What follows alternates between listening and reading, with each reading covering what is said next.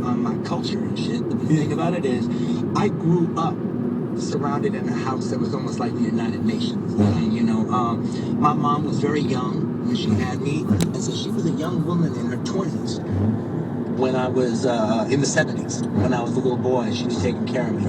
And she dated black guys. She was a young hot chick. I follow.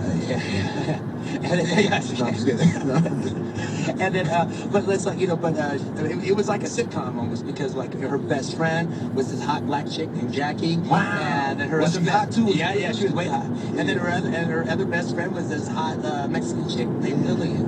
And they and they totally and it was like the three of them and me living in this like kind of cool Singer Swingles apartment in Marina Del Rey. Wow.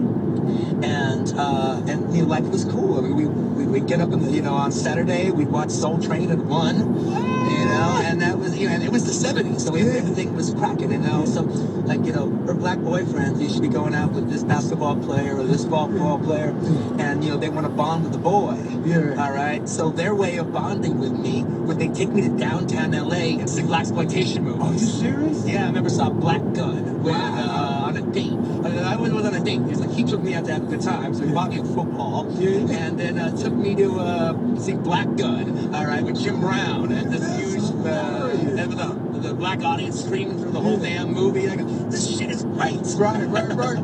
And black people do talk to the screen. That's amazing. So here you are, this kid. And even when I went to school, it was like it was a private school that by the time I got there, it was one of those private schools that not a rich private school, but one of those private schools that actually didn't let black folks in until like 10 years earlier. However, once they let them in, they took over. Yeah, you know how we do. You know how we do. We get up in it. We're gonna take it so over. Again, in the 70s, it was like almost everybody, it was pretty much all black except for me. Wow. And so, I grew up at the height of black culture in the 70s, immersed in it. And I talked that way. Wow. And I had the permission to talk that way, but I didn't ask for permission. I just did it. And it was just the way it was. I went and saw kung fu movies with them. We saw the black shit. Wow. Watched all the same TV movies when they were on TV. Talked about them when we got home that night.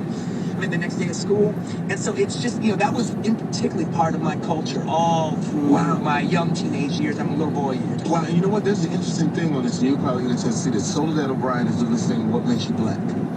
And there was a black girl on there who spoke white. Her whole experience was white.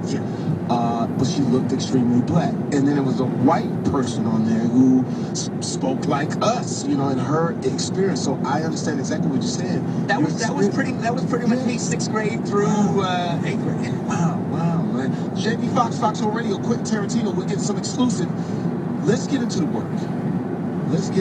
The first successful film for you, when you felt like all of that shit that was on your back, all the people that told you no, all the money that you maybe wasted on this first film, now it's coming to you. How does it make you feel? Second part.